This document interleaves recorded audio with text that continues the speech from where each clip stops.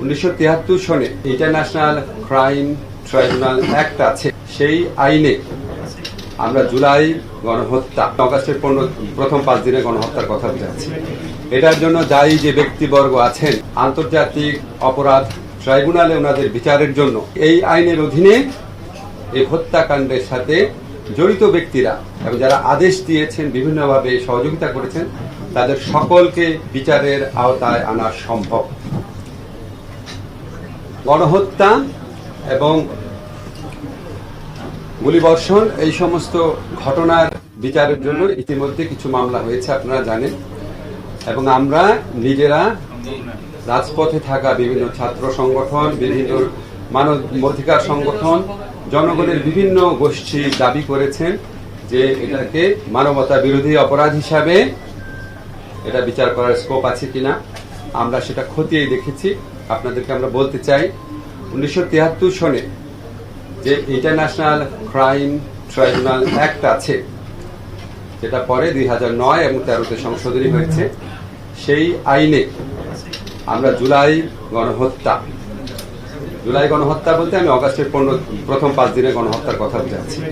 এটার জন্য দায়ী যে ব্যক্তিবর্গ আছেন, ওনাদের বিচারের জন্য আন্তর্জাতিক অপরাধ ট্রাইব্যুনালে ওনাদের বিচারের জন্য আমরা ইতিমধ্যে একটা ছোটখাটো গবেষণার মতো করে দেখেছি। এই আইনের অধীনে এই হত্যাকাণ্ডের সাথে জড়িত ব্যক্তিরা এবং যারা আদেশ দিয়েছেন, বিভিন্নভাবে সহযোগিতা করেছেন, তাদের সকলকে বিচারের আওতায় আনা সম্ভব। এবং আমরা এই আন্তর্জাতিক অপরাধ ট্রাইব্যুনাল, এখানে আপনারা জানেন একটা ইনভেস্টিগেশন এজেন্সি আছে, একটা প্রসিকিউশন টিম আছে, এগুলিকে আমরা রিঅর্গানাইজ করার চেষ্টা করছি। আদালতটা একটু পরে করব। আর এই ইনভেস্টিগেশনের ক্ষেত্রে এটা আমরা জাতিসংঘের তত্ত্বাবধানে করার চেষ্টা করছি। জাতিসংঘ থেকে আমাদের বারবার সহযোগিতার আশ্বাস দেওয়া হয়েছে। আমরা বিচারের সত্যিকারের স্বচ্ছতা, নিরপেক্ষতা নিশ্চিত করার জন্য আমরা জাতিসংঘের তত্ত্বাবধানে, আমাদের ইনভেস্টিগেশন টিম থাকবে, তারা কাজ করবে জাতিসংঘের তত্ত্বাবধানে, সর্বাত্মক তত্ত্বাবধানে। সেটার লক্ষ্যে সমস্ত উদ্যোগ গ্রহণ করব। ইতিমধ্যে এখানে জাতিসংঘের যে আবাসিক প্রতিনিধি আছে, ওনার সাথে আমরা মিটিং করব, ডিসিশন নিয়েছি, ডেট ঠিক হয় নাই, সহযোগিতা চাবো। এছাড়া আমাদের আরও উচ্চ পর্যায় থেকে জাতিসংঘের বিভিন্ন কনসার্ন এজেন্সি আছে, ওনাদের সাথে যোগাযোগ করা হবে, আমরা করব। আমরা আশা করছি দ্রুত আমরা এটা শুরু করতে পারবো। এই হচ্ছে আমার বক্তব্য। আপনাদের কোনো প্রশ্ন আছে কিনা?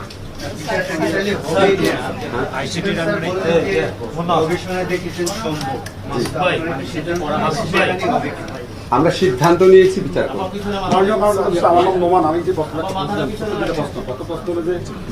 বিভিন্ন মানবাধিকার সংগঠন এর বিচারটা হেঁটে বাংলাদেশের সনদে, সেখানে কি এই বিচারের উদ্যোগ নেওয়া সম্ভব কিনা? প্রথম প্রশ্ন। দ্বিতীয় প্রশ্ন হল, বাংলাদেশের আয়নাঘরের মতো অসংখ্য আয়নাঘর তৈরি হয়েছিল সারা দেশে গত 15 বছরে। সেই আয়নাঘরের দ্বারা ক্ষতিগ্রস্ত পরিবার এবং ক্ষতিগ্রস্ত ব্যক্তিদের আপনার কি ধরনের প্রতিকার করবেন? আচ্ছা, প্রথম প্রশ্ন হচ্ছে, আমরা রোম স্ট্যাটিউট, যেটা বলে আন্তর্জাতিক ইন্টারন্যাশনাল ক্রিমিনাল কোড স্ট্যাবলিশ হয়েছে, আমরা রোম স্ট্যাটিউটের র্যাটিফাইং কান্ট্রি, অর্থাৎ সদস্য রাষ্ট্র। কিন্তু আপনি আন্তর্জাতিক অপরাধ আদালতে তখনই যেতে পারবেন যদি আপনি নিজস্ব অপরাধ আদালতে এটার বিচার করতে আনউইলিং, অনিচ্ছুক বা আনএবল, অসমর্থ হন। আমরা তো অসমর্থ না। আমরা এই বিচারটা করা যায় নাকি সেই ব্যাপারে আমরা বদ্ধপরিকর, এবং এই বিচারের আওতায় সর্বোচ্চ পর্যায়ে, বিগত সরকারের সর্বোচ্চ পর্যায়ে ব্যক্তিদের সংশ্লিষ্টতা খতিয়ে দেখে ওনাদেরও বিচার করা সম্ভব বলে এটা আমরা মনে করছি। ভিকটিম পরিবারের ন্যায় বিচার পাওয়ার সবচেয়ে বড় একটা স্কোপ তৈরি হয়েছে।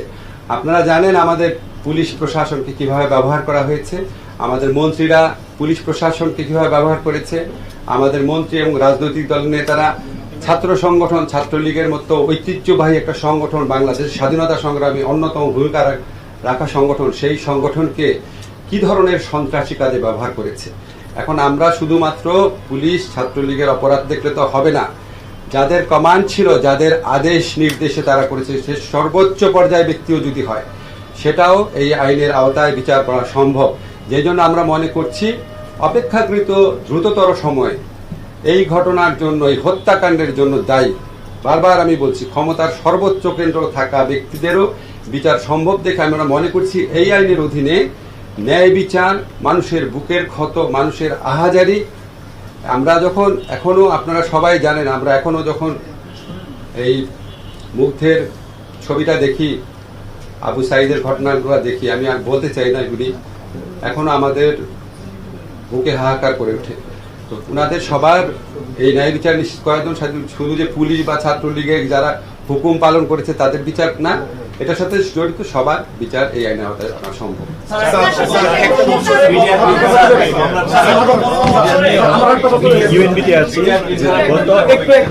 এটা নিয়ে শুধু প্রশ্ন করেন। গত 111 থেকে প্রায় একটু 111 থেকে 17 বছর, প্লিজ এটা শেষ করেন।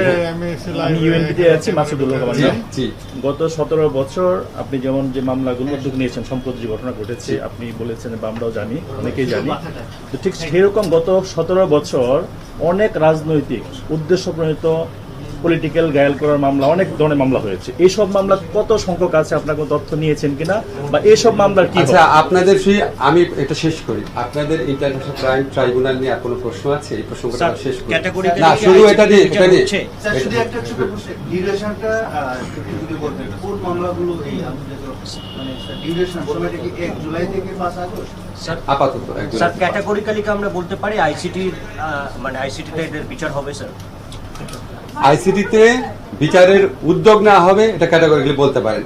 ক্যাটাগরিক্যালি বলতে পারেন এই আইসিটির যে আন্তর্জাতিক অপরাধ ট্রাইব্যুনাল আছে, এই বিচারের আওতায় আমাদের সাবেক সরকার প্রধান সহ অন্য যারা জড়িত থাকার অভিযোগ রয়েছে, তাদের আদেশ নির্দেশ থাকার অভিযোগ রয়েছে। আমরা পত্রপত্রিকাও দেখেছি, কিছু মন্ত্রীর নাম দেখেছি।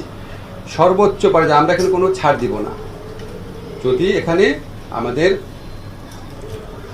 বিদায়ী সরকারের প্রধানমন্ত্রী সহ অন্যদেরও যদি কমান্ড রেসপন্সিবিলিটি থাকে, আমরা সেটা পর্যন্ত খতিয়ে দেব। স্যার, সেক্ষেত্রে ফিরিয়ে আনার ব্যাপারে কোনো উদ্যোগ নেবেন কিনা স্যার? আপনি বলছেন যে আমরা তো প্রথম করব। আমি তো আপনাদের ধরেন এত কিছু উত্তর দিতে পারবো না এখনই। আমরা বিচারের উদ্যোগ নিব, তারপরে ওইটা হচ্ছে পরের প্রশ্ন, সেটা আমরা খতিয়ে দেখব। ট্রাইব্যুনালের বিষয়ে একটা বিষয় আছে, সেটা হচ্ছে আমরা বিগত সময় যখন ট্রাইব্যুনাল গঠন হলো, বিচার প্রক্রিয়া শুরু হলো, তখন আন্তর্জাতিক মানে আসামি পক্ষ দেখা গেছে যে আন্তর্জাতিক বিচার লয়ারদেরকে আনার জন্য চেষ্টা করছে। ঢাকা বিমানবন্দর পর্যন্ত এসেছে, আসার পর তাদেরকে ফেরত দেওয়া হয়েছে। আপনার প্রশ্ন বুঝেছি, ওনারা ওরকম ফেরত দেবেন কিনা? আমি তো আপনার প্রশ্ন বুঝেছি। আমরা কাউকে বাধা দিব না। আমাদের যারা এই বিচার কার্য শুরু হলে এখন অনেক আগাম কথা বলে দিচ্ছি। প্রথমে তো ইনভেস্টিগেশন, তারপরে হচ্ছে প্রসিকিউশন। বিচার কার্য শুরু হলে আসামি যারা থাকবেন তারা পৃথিবীর যে কোনো প্রান্ত থেকে, মানে বাংলাদেশে আসার মতো মানে আন্তর্জাতিক সম্পর্ক কোনো দেশের নাই, আপনারা জানেন। তো যাদের আপনার যেমন ইসরায়েলি নাগরিকরা আসতে পারে কিনা আমি শিওর না, বা যারা অন্য যে কোনো দেশের যারা আসতে চান আইনজীবী হিসাবে, এই জুলাই হত্যাকাণ্ডে জড়িত ব্যক্তিদের পক্ষে আমরা তাদের কোনো বাধা দিব না। আমি কিন্তু বলছিলাম উত্তর পাইনি ভাই, 17 বছরের মামলা। মাসুদ ভাই একটা এই প্রশ্ন তো শেষ, এটা শেষ। শোনেন, আমরা তো আইন এখন বলছি, আমরা তো অগ্রাধিকার ভিত্তিতে যাব। আপনারা তো জানেন একটা বিচার কার্য কত জটিল বিষয়। আমাদের